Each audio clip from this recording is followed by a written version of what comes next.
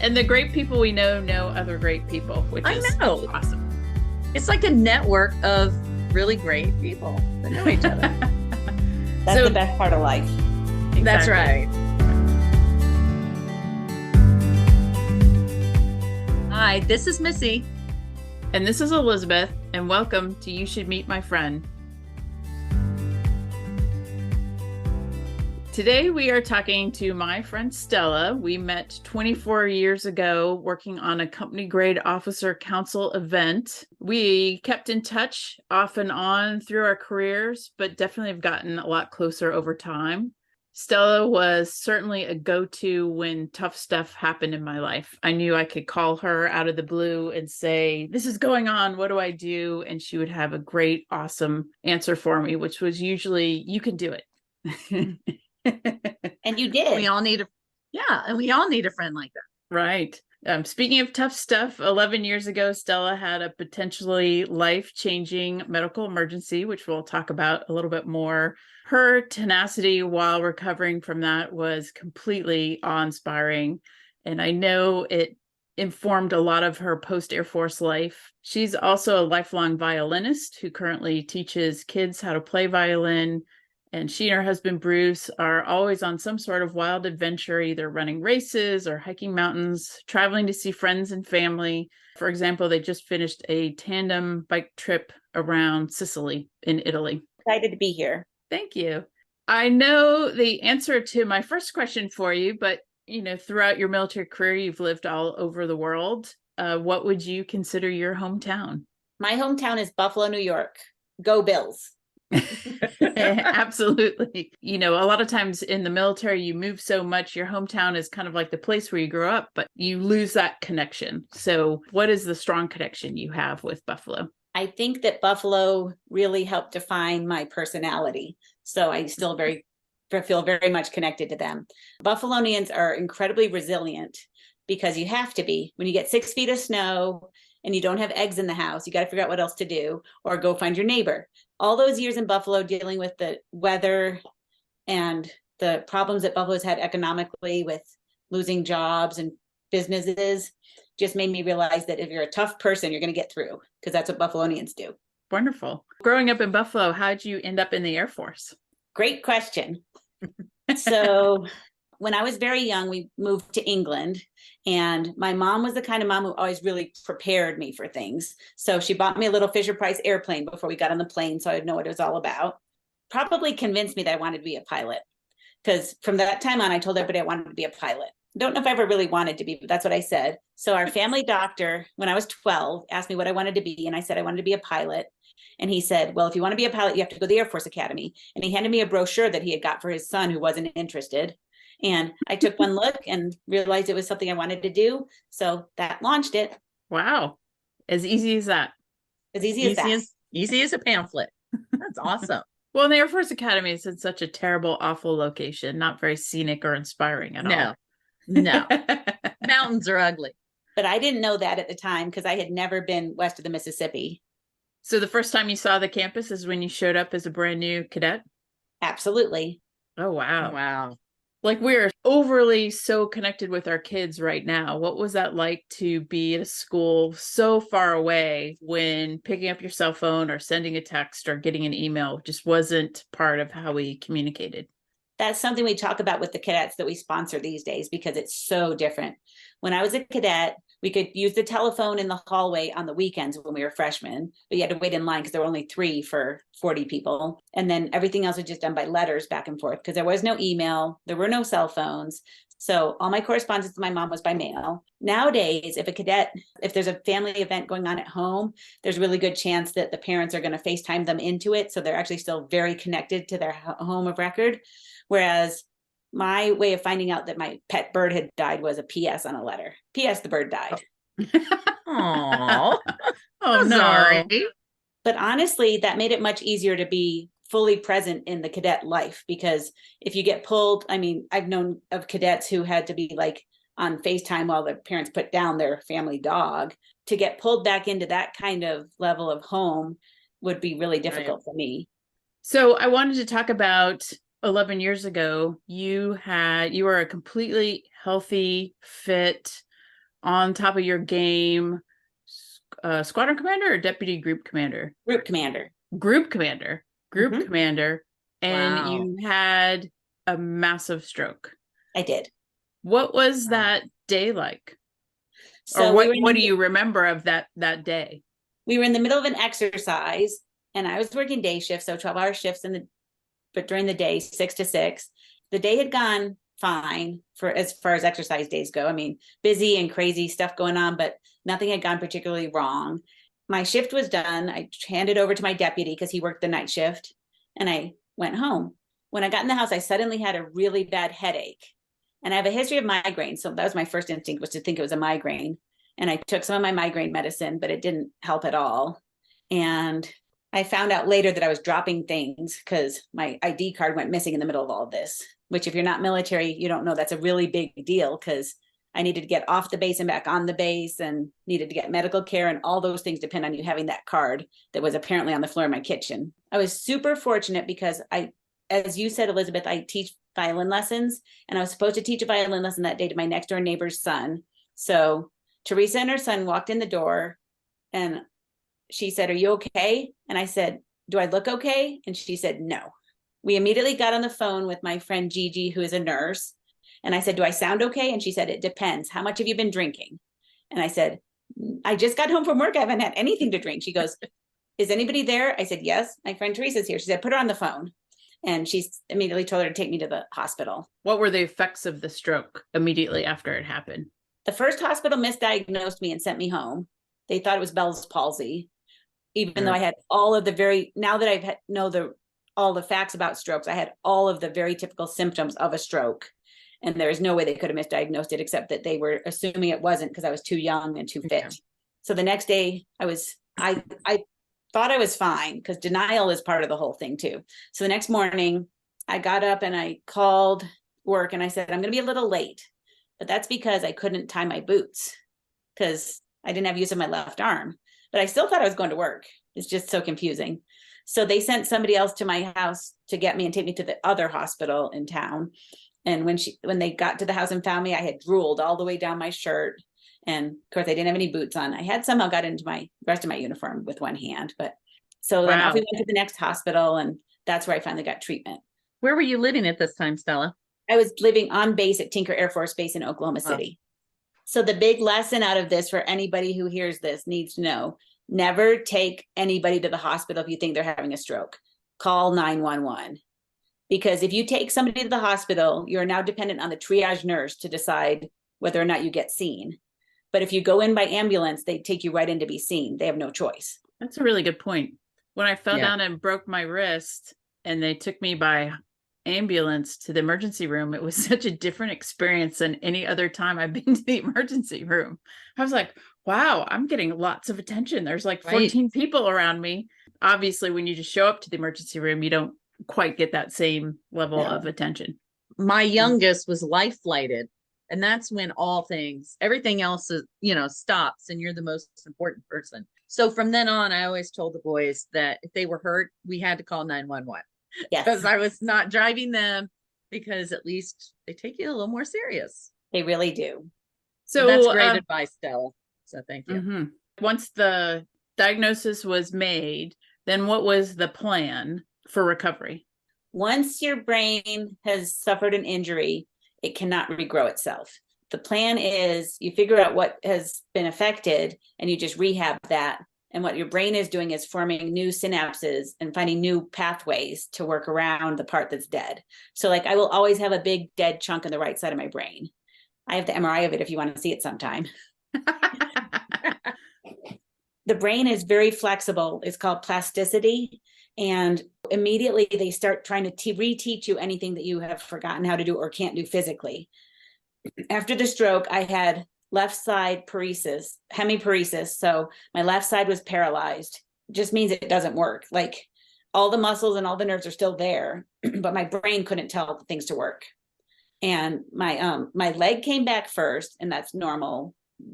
Typical that the bigger muscle groups figure it out first. So I could walk, but I couldn't use my left arm at all. And if it fell off the bed, it just stayed there unless I picked it up or somebody else picked it up for me. Relearning how to use my left arm was the biggest thing. At the rehab hospital I was at, the way they encourage that is they make you do everything with the hand that has been affected. So even though I'm right-handed, I was forced to eat with my left hand, dress with my left hand, just anything they could do to get those synapses working so that my brain could figure out how to make it work. I know you told me once that you fought really hard to go to inpatient rehab. What was that like? I mean, with the trying to coordinate your post-stroke care, what was that like? Well, the first thing they do is they come to your hospital room in the regular acute side, and they check you to see if you're appropriate for rehab.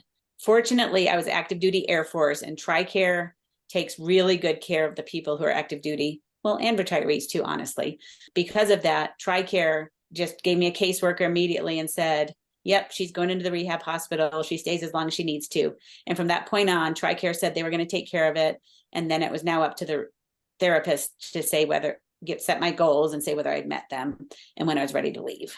How long did you spend in inpatient therapy or rehab, inpatient rehab? That's a funny question because for many years I told people I was there for 10 days. Time is all subjective. You don't know, right? Yeah. So I finally, about last year, I looked back in Facebook and figured out, looked at when I was sending my garbled messages the day of the stroke up until the day I said I get to go home today. And it was really more like 22 days. Oh, wow. So that's kind of funny. Well, Elizabeth, you should know I was there a while because you had time to send me a care package with great things in it, including my stroke dress that had little cocktails printed all over it.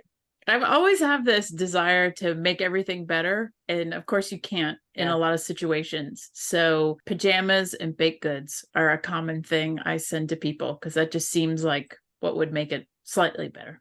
Well, honestly, in that situation, anything anyone would have sent me, whether it was a rock or a piece of paper, would have made a difference. Just knowing somebody was out there caring. Because when you're in a rehab hospital, you're so isolated from the outside world, and all you're focused on is your therapies each day, because you have to do at least 3 hours of therapy a day to be in inpatient rehab.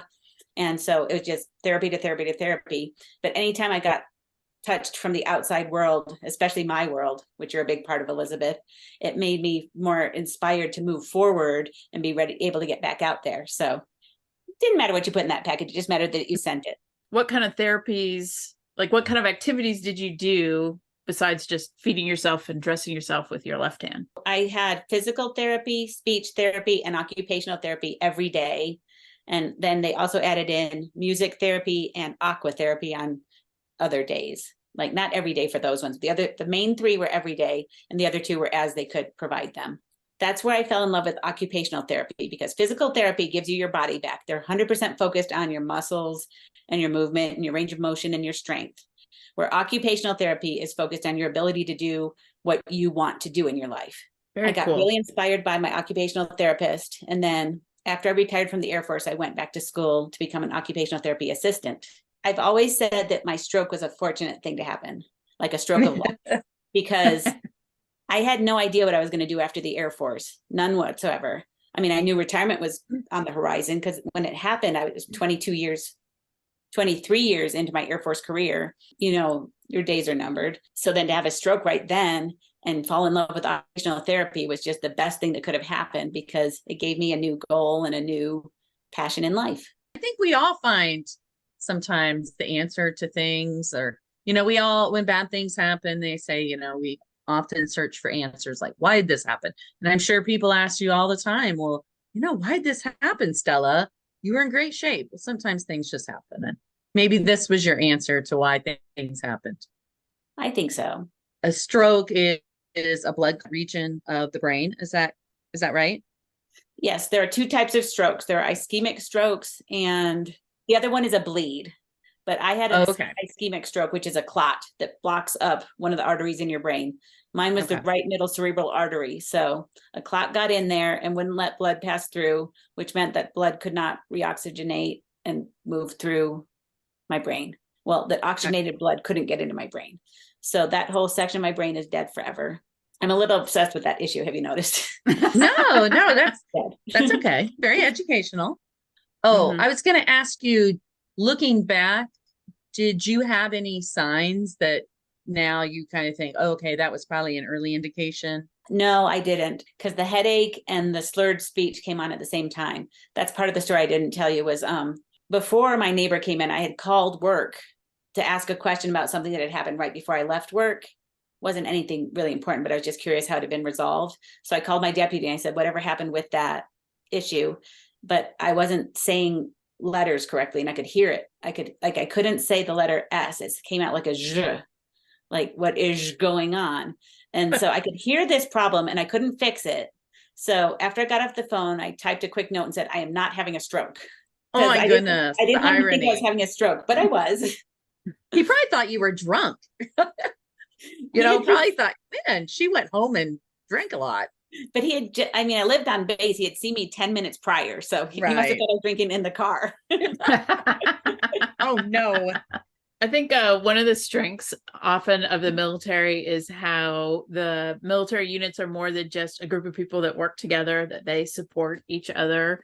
What was that like being a group commander, being, down for the count for a couple of months, I think it was, before you were back to full-time work? It was. How did the group do, and what was surprising about it in good and bad ways? Although I know you'd never say anything bad about anybody. Well, there is nothing bad to tell. My deputy stepped right into my shoes the next day. They put him on orders as the commander, and he just rocked it. And he said, he gave me the biggest compliment in the world at his retirement. And he talked about that situation. He said that I had already prepared him for his next job. So he had no problem just moving up and doing it. So that was huge. And I got great support from everybody. I had tons of people coming to visit me at the hospital. My wing commander, who was my immediate boss and the boss of the whole wing, actually went to Home Depot and bought a shower chair so I would have so I'd be able to go home eventually, because they said they weren't going to let me leave the hospital without a shower chair. So he took care of that himself. That's pretty amazing. Mm-hmm. Sometimes what people need is something specific that they can do, makes them feel like they're helping. So in that moment, that was really important to him. You're so right. Yeah. And then a bunch of my neighbors on base put together a schedule for after I got home so they could take me to my outpatient rehab, because they knew I wouldn't be able to drive. So I had ladies driving me. It was mostly the wives of the colonels. Yeah. Who were driving me to therapy, and they'd sit there with me and wait, and just got such incredible support. Do you have any lingering effects, Stella? I really don't. And that's what's amazing, is because my speech was so impaired after the stroke that I was very afraid that would be an issue long term. But I have met several speech therapists in my job and in personal life who have said that they could never even pick up that I've had a stroke. So I always tell them that's the biggest compliment. That is. Oh, yeah, absolutely. Yeah. When you retired, you went back to school to be an occupational therapist assistant. What was it like returning to school with brand new high school graduates and people of all different backgrounds and different seasons of their life? Well, I went to Oklahoma City Community College, which has a really good program for occupational therapy assistants. It was fantastic, but as you said, it was a little bit weird being the old lady in the room. And some of the teenage antics were just kind of annoying. But overall, as you said, there were people from various walks of life. I wasn't the only person in there who was not just out of high school. There were several people who were changing careers or going back into the workforce after having stayed home with their kids to raise them. And it wasn't only me who was feeling a little bit out of place. So I just tried as much as I could to just pay attention to the academics and just kind of let the rest just float by. And how long a program was it?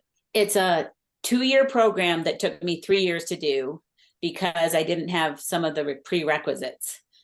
So my first year was just getting some things like anatomy and anatomy. Physiology? Oh, yeah. Yes. Anatomy, Yeah. A&P, had to get that done. Yeah. And I think there was one other class they required specifically for their program that I didn't have anything equivalent to it. And so I got those prerequisites done and then got started on the program and got that done in the normal 2 years. Besides being inspired for your post-Air Force career to go into occupational therapy, was there anything else about the stroke that changed for you? I think that having a stroke or any major medical event kind of makes you reevaluate what's important in life. And it was much easier after the stroke to just let the little things go by, because things that we think are big, if you compare it to not being able to use your arm and your leg and not being able to speak clearly, are really not that big. So I think it has made me reevaluate what's really the big bumps in life versus the brick walls. Mhm. Speed bumps we can get over. brick walls you have to look out for. Right.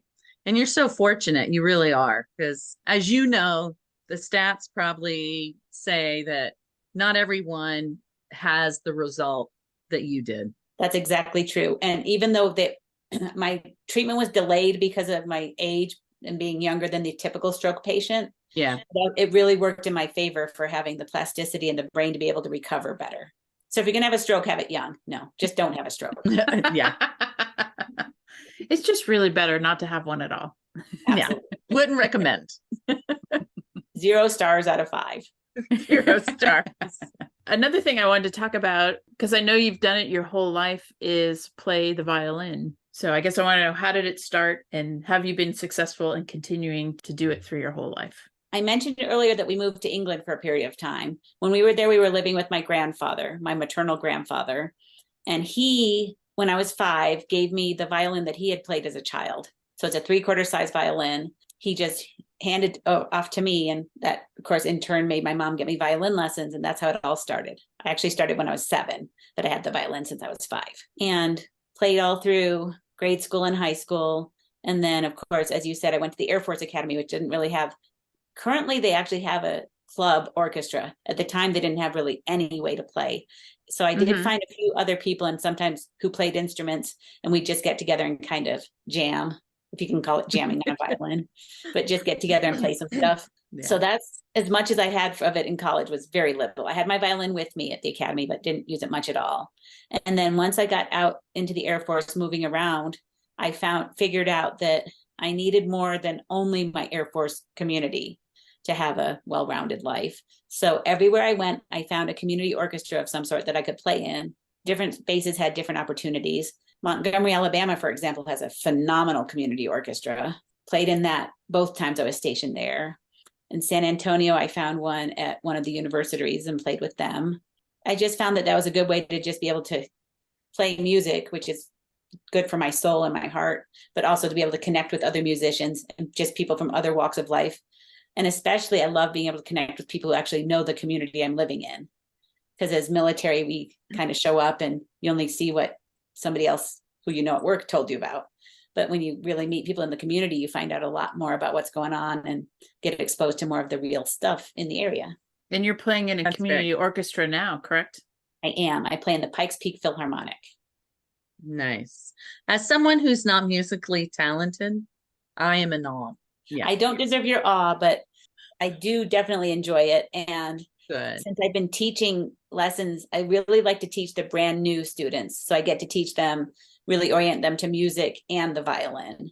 I've had a few students who have already played before or have played a different instrument, but my favorite are the little ones who are just being exposed to music for the first time, because music is an actual language and it just does great things for your brain. And being able to teach them and get to where they can look at that dot on the page and figure out how to make it come out of their violin is just phenomenal for me. You mentioned your sponsor family, because we talked about how way back in the bad old days of the Air Force Academy, you were there kind of without constant communication with your parents. Talk about being a sponsor family and what that entails and what you do and what you've gotten out of it personally. The sponsor family program has been going on for a very long time. I don't know exactly how long, but I know at least since 1985 when I got here. And my first exposure to it was, I knew nothing about it before coming here. They just were in basic training. And they said, you guys are going to go on dually day out. And I was like, well, what is that? And they said, well, it's when you're going to go to somebody's house for lunch. And I was like, okay, I can go to somebody's house for lunch. I'm hungry anyway. These people picked me up and took me to their house, me and one other cadet. And they just fed us and fed us and fed us and let us use their phone to call home, of course, and talk to our parents. I know now as a sponsor parent that you can choose the characteristics of the cadets that you want. So they had said, we don't care if they're boys or girls. We just want one to be from New York and one to be from Ohio, because that's where they were from. There's an Ohio boy and me. And we just had a great day, a chance to relax. It happens in the middle of basic training, so you're really stressed out. And there's a place where you can totally unwind. The other basic cadet who went with me, he actually quit the academy before we even got into the school year. So I never saw him again. But my sponsors, I saw all through all my cadet years. And then when I graduated, I actually had to stay here for a couple of months before I went to my first Air Force training, and they let me stay at their house. So I didn't have to rent a long-term hotel or find a 2-month apartment or anything like that. And then ever since then, I've always tried to come back at least once a year to visit them, or they've come to visit me, and they came out to my retirement in Oklahoma. And my sponsor dad even walked me down the aisle when I married my husband. So pretty important people. Yes, that's amazing. And then when Bruce and I moved here in 2017, we said we wanted to be sponsors because we both had such good experience with our sponsor families. And so we signed up and said, just give us 2. And so that's how it started. And those 2 graduated in 2021. And right now we have 6 cadets who we are sponsoring. One's a senior, one's a freshman, and 4 are juniors. And we just give them a place to hang out, do their laundry, eat some food out of a refrigerator instead of out of the dining hall. Some of them like to ask us about our Air Force careers and things like that and what it was like at the academy when we were here. But mostly they just want a place to relax. I'm in talks, and Elizabeth knows this, about trying to get a program started for foster care kids who grew up in foster care, because my son had a roommate who was a ward of the state, and then he turned 18 and he was just released and expected to figure it all out. And the poor kid didn't own a bed. He didn't know how to do basic things like budget and so it was just like, sometimes he'd run out of food and we would say, okay, give Joey some food, and he was the sweetest kid. And we just always felt like, Joey needed just one person in his life that kind of, could guide him. So that's amazing what you guys are doing. They'll remember that forever, just like you did. But we get a lot out of it because we just love talking to them and spending time with them. And it also kind of just renews our faith in general about what the future of the Air Force, because these young people are incredible. And you hear so many people bad mouthing their generation. And these folks are hardworking, ambitious, responsible kids with great character. And I know with them in charge, the Air Force is going to be fine. Has there been anything surprising that you've learned from the cadets? The biggest surprise to me is when they come and say, do you remember this tradition? And give us this scenario of things they do. And we're like, no, because that is not a tradition. You guys just made that up. And we say that the only tradition in the Air Force is change. So yeah, getting right. Amen. Yeah, that is true. Well, what do you say we dive into our questions? Would you like me to ask the first one? Sure.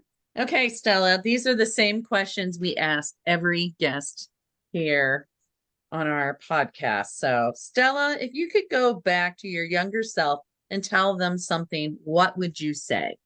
I think the most important thing that I know now in life is that what other people think of you is none of your business. And if I could have understood that younger, I would have made a lot of choices differently. For example, I hurried up and married my first husband because people in the Air Force really expected you to be married and kept asking me why I wasn't married. And I made a terrible choice.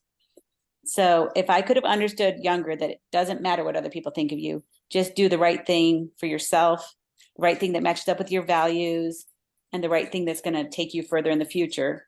Don't just hurry up and do something because somebody said something. That would be the biggest lesson I could give myself. But I probably wouldn't listen. Because you're 20 something. Exactly. That's right. That's a great answer. And I would probably say something similar. I'm reading Daring Greatly by Brene Brown right now. I love her. She just talked about that. Yeah.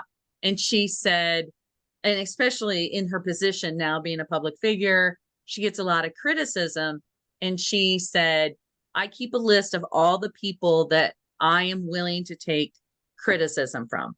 And there's 2 people, my husband and my best friend.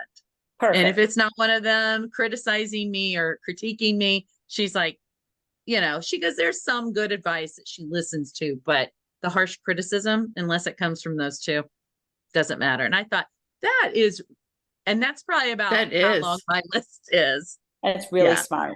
Yeah, that is. That's a very good thing to have in mind. Do you want to keep going, Missy? Go for it. Oh, yeah, I'll go ahead.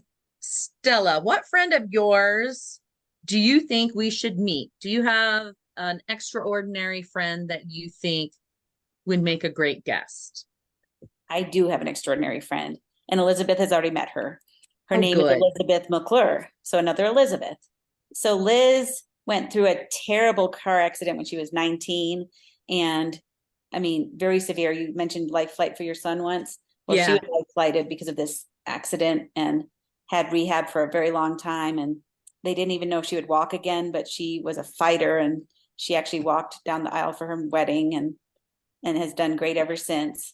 She's a mom of two great kids and she had always loved horses, but after the accident didn't know if she'd ever be able to participate with horses again. And now she's a horse trainer and her daughter is competing at the national level in equestrian stuff. So I think you would love talking to Liz. So Yeah. Stella and I trade reading recommendations all the time. So what are you currently reading, watching, or listening to right now? So the book I'm reading right now is called Ask Again Yes by Mary Beth Keane. And I'm reading it because one of my high school friends has started a Zoom book club. I Oh, love book clubs, but I've never been able to find one locally that fit my timing. This Zoom one is going to be perfect. So she lives in Denver, but the participants are going to be from all over the country. And this is the first book that we're going to be talking about. Ask Again Yes. I'm only about 50 pages into it, so I can't tell you a whole lot yet, but it's Is it interesting. is it fiction or nonfiction? It's fiction. What about TV shows or podcasts? Okay, so my new TV obsession is an Apple TV show called Still Up, Still, Still Up. And it's about two insomniacs who talk on the phone when they can't sleep. They're British and they're quirky and it's really fun. And I just love watching it. I watched the Yeah. first episode the other day based on your recommendation. aw. What do you think? I thought it was fun. It was really fun. Okay, next question. Sure. What do you do to relax? Cannot be work, family, or a side hustle. Then I would have to go with music and running and cycling with my husband. We ride a tandem bicycle and we've gone on trips to Ireland and to Sicily recently. And we do the Hotter Than Hell 100 in Wichita Falls, which is a 100-mile ride at the Wow. end of August in Wichita Falls, Texas. Oh, But Crazy. but I love it because it's challenging and we have to do it together. And we always feel such Yeah. a sense of accomplishment when we're done. And if I wasn't riding a tandem with him, he'd be on a bicycle by himself and I'd be somewhere else by myself. And I'd much rather be with Yeah. him. Is there something you like to cook or eat or drink that makes the day's challenges fade away? I am a baker. I love to bake. My cadets love that I love to bake. So whenever they come Yeah. over, they're always going to find cookies or brownies, or if they don't find them when they get here, they'll be ready before they leave. So baking is Awesome. my thing. And I actually developed that at Kunsan, if you would believe it. Oh, yeah. Yeah. Because when I would work at, when we had exercises at Kunsan, when I was there, we had at least one exercise every month. And these are week-long exercises. And I would have to go on to night shift to be opposite my boss. The first time I was trying to flip my days and nights back around to go back to normal day shift after the exercise, didn't get it right. So I had all these extra hours I was awake with nothing to do. So I just started baking cookies. Nice. And I don't know if you've ever seen the ovens at Kunsan, but they are very Yeah. small apartment ovens. So you can Yeah. fit one cookie sheet in there at a time. So I made a triple batch of cookies, one sheet at a time. I got it down to a science where I put one in, I'd have two, put one in, let Yeah. it bake while I was filling the next one with the cookie dough. Then I'd take that one out, swap them. And after I took the cookies off the tray, I'd have to wave it around in the Yeah. air so that I could cool it down enough to put the next set of cookie dough on. So I did this like for hours and then went into work Hours, and handed them out. Everyone was so excited about the cookies that they said, "Are you going to do this for every exercise?" And I, unfortunately for me, said, "Sure." So then every exercise for a year, I spent multiple hours after the end of my last shift baking cookies for the next day. Wow. But it was fun. It was fun to be known for that. And I'm also a pretty good cookie baker now. So it all worked out well. There you go. Last one. And I'm sure this is going to be a great question for you, Stella, but is there a cause or an organization that you support? And how can we direct our listeners to that organization? An organization that is close to my heart here in Colorado Springs is called Mount Carmel, MTCARMEL. And you can just Google it and it comes right up to the website and you can donate. But Mount Carmel is a center that specifically takes care of veterans. It's like one-stop shopping. If they don't have it in-house, they connect you with the right people who do have it. And they do everything from food banks and food distribution to car lines, hooking people up with mental health providers and helping homeless veterans. So Mount Carmel is the is the organization here in the Springs that I am really, really proud to associate myself with. Most recently, I have been involved with handing out food at their food line. And then they did a big event just this last Tuesday called the Homeless Veteran Stand Down. And they just bring together all the different helping agencies into one auditorium downtown. And the homeless veterans come in and they can go through and get warm clothes for the winter and get hooked up with people who can get them transitional housing. And it's just a chance for them to get in front of all the different people who can provide them with assistance. And our VFW post here, we go down and we do the initial intake. So we just sit down with them and fill out the forms and make sure that they have all the information on there for the next people that they need to see.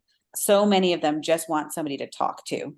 Oh, So yeah. I do this every year, and I really just enjoy just having that opportunity to ask them about their service and find out what they've been doing and what hardships they've been having. Some people just want to be able to tell you about how hard things are right now. Right. They're not even looking for a solution. They just want somebody to be able to hear them. Yeah. Mount Carmel provides all of those services to veterans in the Colorado Springs area. It's an organization that I think really deserves support. Where do you think they get their funding? Is it private donations or? Mostly private donations, and then a lot of the businesses in town donate. Like I know at least 2 of the car dealerships here use them as a place to put money into the community. It's just a fantastic organization. They've got a huge volunteer pool, and it's very well managed nonprofit. Cool. It's really hard to talk to somebody who served our country and now they're living in their car or they're couch surfing Right. on couches. And I just think that we should be able to do better for our veterans. Yep. Amen to that. Well, awesome, Stella. Thank you so much for all your time tonight. Well, you've been great, Stella. You have a great story. You're an inspiration to so many people. So keep telling your story, keep sharing it. And it's been an Mhm. honor to meet you. Well, thank you so much. I love spending time with you guys. What a great conversation. But of course, I would say that Stella has been my friend for a very long time. Missy, what'd you learn about Stella today? Well, she's an inspiration. I will say that. Her story, her recovery from her stroke is very inspiring. How she then found her next act after retiring from the Air Force, and now she's an occupational therapy assistant. And all of that is because of her stroke and her recovery. She found another purpose in her life. And I think I really want to find a tandem bike now. Her stories of her and her husband finding an activity to do through a tandem bike, just that experience and that bonding. I don't know. I think I want a tandem bike now. I do want to highlight that she is very instrumental in Mount Carmel, which is a center for veterans, especially those that are homeless or need assistance in the Colorado Springs area. And then I didn't realize that was an organization she worked with. That was news to me, but great to hear. Well, she gave us a lot to think about, and I look forward to actually talking to her again. So until next time. Yes. Find us at facebook.com/YSMMF podcast and Instagram at YSMMF podcast for episode announcements. Thanks. You should do a That's Zoom right. call with all of your people so we can all meet each other. That'd be fun. Oh, wow. That is a great idea.